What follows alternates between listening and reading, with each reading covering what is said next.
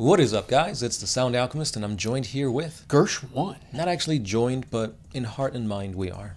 And today we're back to answer more questions from you guys in another spine-tingling installment of For the Greater... This is a video series where we answer the questions left by you, the viewer. If you have a question for us, comment down below. Put a question in front of your question because we'll get to those questions first. That is what Carrie Vaught did.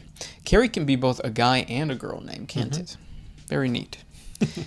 Does the Laughing God have any interest in freeing Isha from Nurgle's imprisonment? Let's give a quick little refresher of why Isha is there. Yeah. So when Slaanesh was born, she started just consuming all of the other Eldar gods, one by one, picking them off. But it was Isha who, right before, oh no, did she get eaten? She was about to. And then Nurgle came in and was like, nah, I want her. So through his trickery, he managed to take Isha away, and now she is part of Nurgle's garden, or trapped inside Nurgle's garden.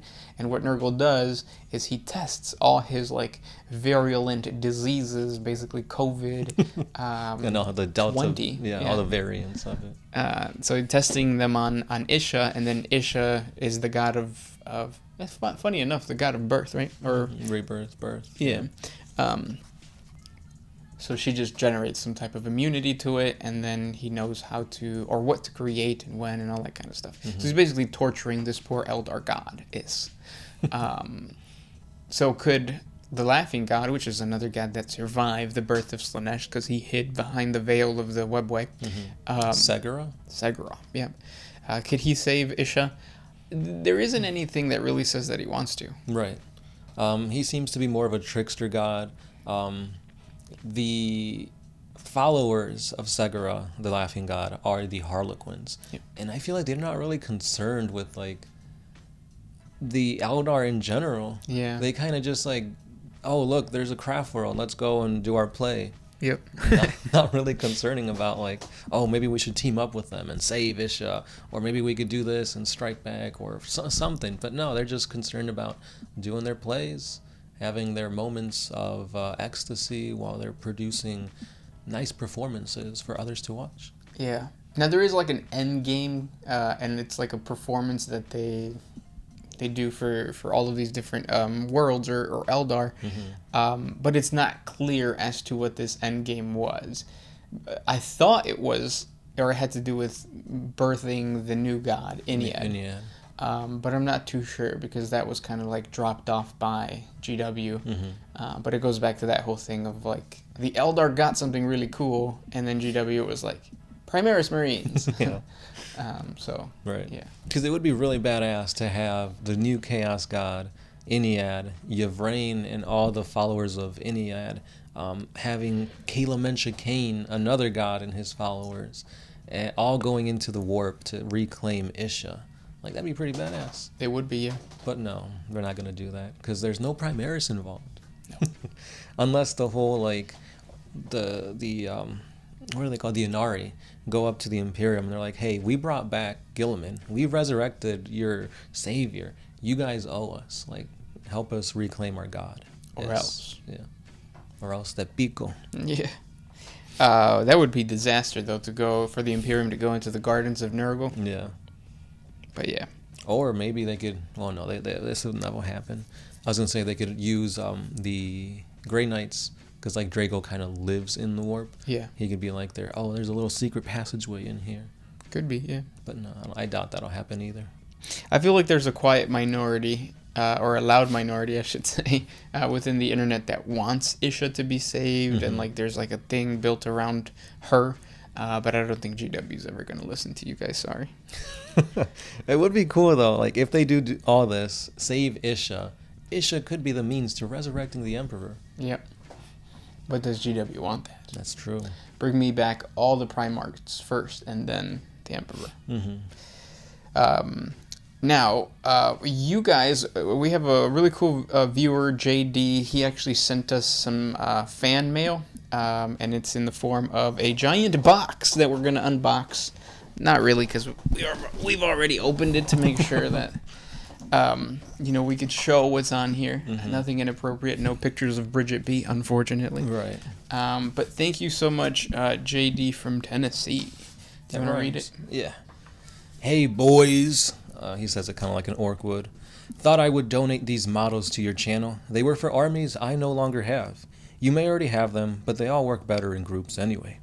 Maybe do some how to paint videos. Don't stop doing what you're doing. You guys are the most authentic 40K channel out there. Just wanted to extend some appreciation for the work you both have done. Enjoy. Thank you. Thank you. Thank you so much. Yes. So I'm going to open this up and show you guys what we got. A box of Mega Armored Knobs. Which, they got a buff this edition. Did they really? Mm-hmm. What is it? I'm not going to tell you because I don't want you to use them. I do have a squad already, but like you said, yes, it is better to have another one. Yeah. And then one of these boxes of a Death Dread. Death Dreads, I have another Death Dread. It's not built, but now I probably more than likely will build both of them at the same time. And now I've got wha-bam stealth suits. I've already got a squad of stealth suits, but again, like you said, these things are better in pairs.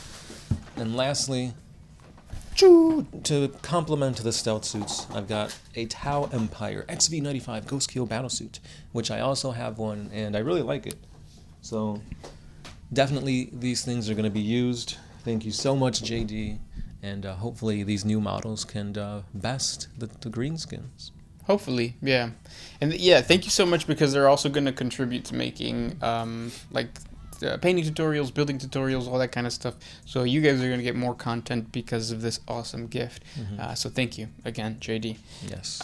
Yes. Hopefully your good mojo means that these units get buffed when the Tau 9th edition codex drops. Maybe they're part of the mystery codexes that are supposed to come out at the end of the year. Who knows? Probably more Space Marines. Yeah. You thought we were done with Space Marines? No, round 2. Next question. This one's by Brian B., sibling to Bridget. If COVID-19 was created by Nurgle, does that mean that the vaccine was created by the Emperor? Nah, because the Emperor doesn't really do much about that. That's all Isha. Yep, that's a really good question that correlates with the whole story of Isha. So yes. Yeah. She's like, oh no, COVID, I can't breathe. Wait, I'm a god. And then she whispers the cure to the Moderna and Pfizer. Yeah. Not J&J though. And then like a few months go by and she's like, oh wait, you guys need a booster shot too. Yeah. I don't know how I feel about the booster shot, just because of how terrible I felt after the second dose. But then again, like, do I want to die or do I want to be sick for 24 hours? This next question comes from... Wait, did we answer his question? Yeah. Yeah. Okay.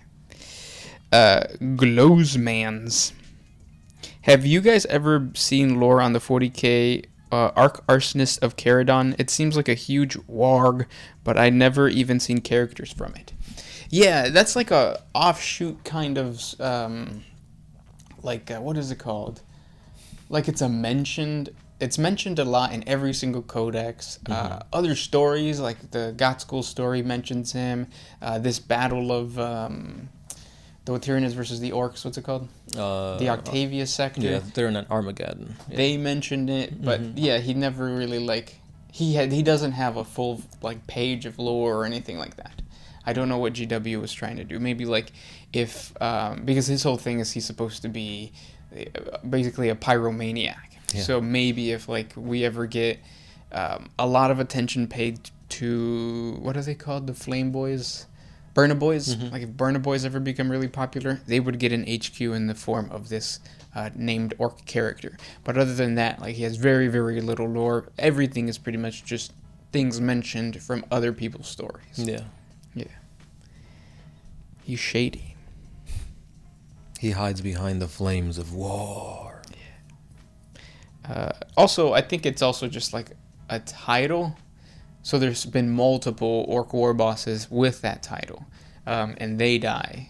But I would even want to know more about all of those different titles. Kind of like Caesar. There's a lot of Caesars because of that one Caesar. So let's learn about this one Arc-Arsonist of Caradon. Caradon. Yeah. I always want to say Carcharodon when I see that. Yeah. Next question. This one's by Isaac Landon. What is a good substitute hobby for 40K? I'm more interested in the lore of the hobby, but any tabletop hobby will work. I feel like no, that's different. Go to like a board game shop, like a hobby store, and you'll see a slew of different board games that kind of are similar to 40K, but a little bit different. If you like Star Wars, there's Star Wars Legion. You could always try Pathfinder.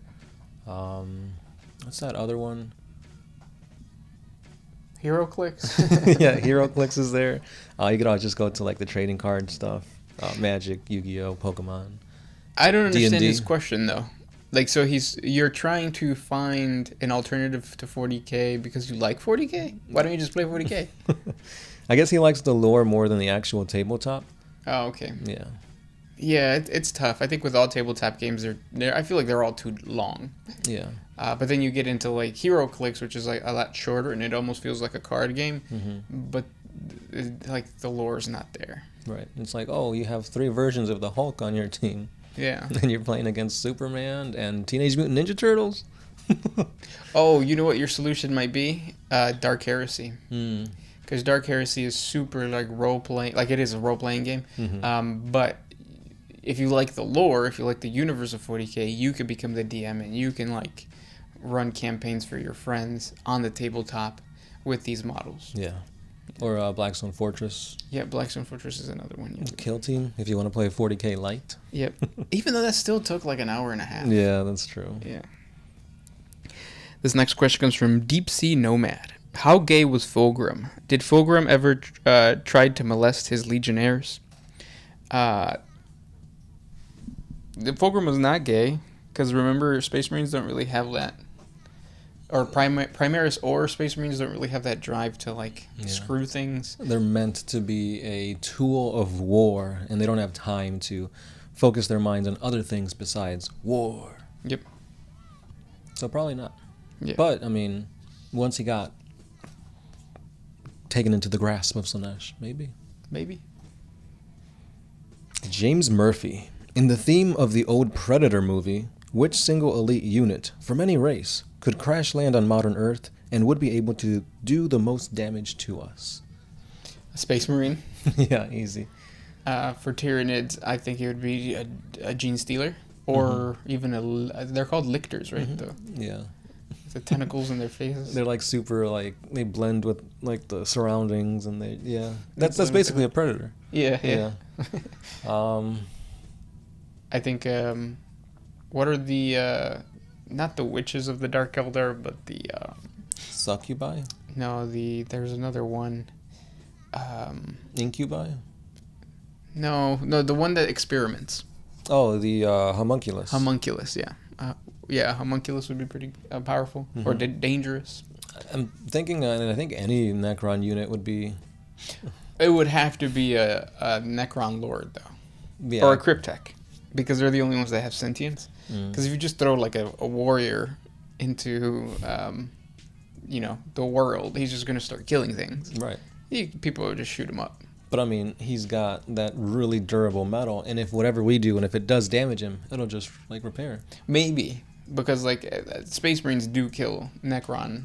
True. Things at some point. But I mean, they're using like bolters and like stuff like that. But like a grenade launcher to a one Necron warrior. Yeah. Without a tomb world to rebuild, or without a tomb world to like regenerate, then yeah. Yeah. And then orcs. A squig. Because once that squig dies, cultivates. Mm-hmm. It'll be like Hogzilla, but then more feral hogs. Boars, pigs. Yeah. Until swine. we finally get the, what is it? The great squig? The great white squig. Mm-hmm. Squigosaurus. Squigosaurus. I'm trying to think of anything Tau related, but I don't think Tau are that much of a threat. Well, an ethereal.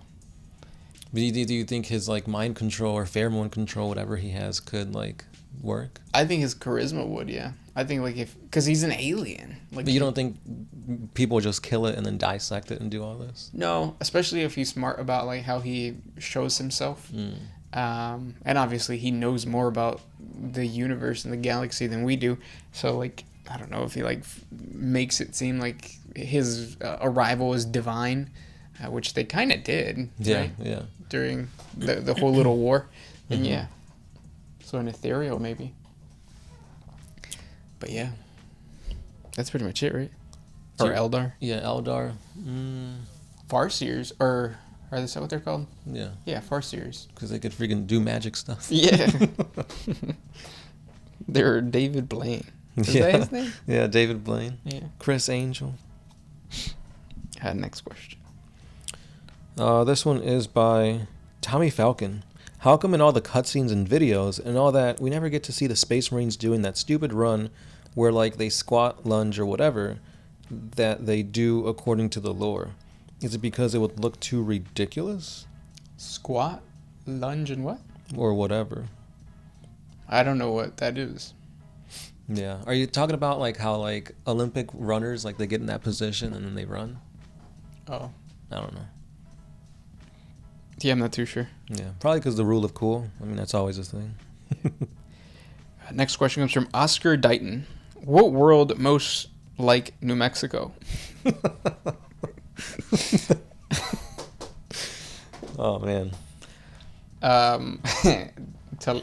Talaron or Talaran? I forget how you pronounce it.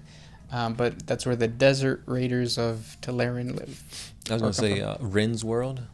Isn't that where the Crimson Fists are from? Oh, yeah. Rhymes World. Ryan's World, yeah. Rin's, Ryan's World from YouTube. Yeah. But they have a pretty, like, normal civilized society. Mm-hmm. Not New Mexico. I don't know anything about New Mexico, honestly. Next question. Go ahead. Te Umawera O'Donnell. What do you think would be the future of the Cadian regiments, especially the Kasrkins? With Cadia destroyed, surely they've lost a valuable resource in terms of planet that churns out the badass warriors and soldiers. And what would be the implications with GW lore-wise trying to introduce a replacement? So I think the standard Astra Militarum, like, mini is Cadian, right? Yep. So, yeah, with Cadia gone, it's like, are they going to change that up when the 9th edition codex comes out? I don't think so. Because I think when you think Astra Militarum, Imperial Guard, that's what your brain automatically goes to. Yep. So, yeah, they'll probably just find another planet and just call it, like, Cadia 2 or something like that. Yeah, because you got to think of Cadia as, like, like a Harvard or like a really important center or a hub of just military education. Mm-hmm. So a lot of those people raised on there, like teachers and stuff like that, or military instructors. What are they called? Abbots, I think they're called. Yeah. They were transported all across the galaxy. So the Cadian regiment was duplicated on other fortress worlds, protecting other different regions. So you're going to continue to see that. That military, what is it called? Like aesthetic, I guess. Yeah. Yeah. It's 11:11. Make a wish. More orcs. They already got too much. This next question comes from Shinku Kirito Ichika. What will things be like if Erebus and Corferon died during the Great Crusade? What would it be like if Lorgar doesn't know of chaos? Probably a lot like New Mexico. But so Corferon, they were all really important in building the Lectitio Divinatis, which is the book that created the Imperial Creed, which has almost unified humanity. Definitely, yeah. Because I think that's one thing that a lot of people who bash religions don't really understand. Having one theology, having one national religion, I guess, unifies an empire. Mm-hmm. And you can't deny the fact that the Imperial Creed and like the worship of the Emperor has unified the entire Imperium. Are there bad situations because of it? Of course there are. Like all of 40K is mostly like bad things because of the Imperial Creed. But if they would have followed the Imperial truth, that nationalistic global like control that the High Lords have and the Ecclesiarchy has would go away. Yeah. So you need that unifying force. and I think the Roman Empire found that through Christianity. The Spanish found that with Catholicism when they came to the New World, and yeah, like right. Because when you think about it, it's very easy to take power by just saying God. Yeah. Instead of just trying to prove it through logic and reason, which is what the emperor was trying to do. Because how do you keep somebody in line if you say, oh, what are you going to do? Kill me? You don't have any weapons on you. No, but I've got God backing me. Right, yeah. And it's like, oh, the fear of the unknown, the fear of something untangible is what kind of puts you in line. Yeah. Whereas with logic, it's like, well, no, but, and then you got to explain it. And it's like, usually the less educated don't have time for explanations. Exactly. Yeah, it's and I think the emperor has discovered that or realized that, and that's why whenever he communicates with like the head of the Sisters of Battle, the head of or Gilliman, who else does he talk to? Custodes now and then. Yeah, like they don't ever come out and say like stop worshiping the emperor, or they don't come out and say like stop like believing in this like stuff. Yeah, tear down the churches. Yeah, no, they don't do that because the emperor I think has realized like, oh no, this is what's unifying. This is the glue that sticks all humanity together. Without it, like the oppression of living in a hive city, the oppression of being in an agri world, being basically forced to what is it called, like build stuff for the entire sector, would just separate them and create friction and chaos and stuff like that. And it's also just kind of cool. Cool aesthetically. It is, yeah. And those were the questions for today. If you guys have more questions for us, please comment down below. Thank you guys so much for listening. If you guys have any fan mail to send, I haven't fixed the P.O. Box situation, but just hit us up on our email, OneMindSyndicate1, or OneMindSyndicate1 at gmail.com, and then we can figure something out. Yeah. As always, this has been The Sound Alchemist. Gershwan. And we are out. Oh,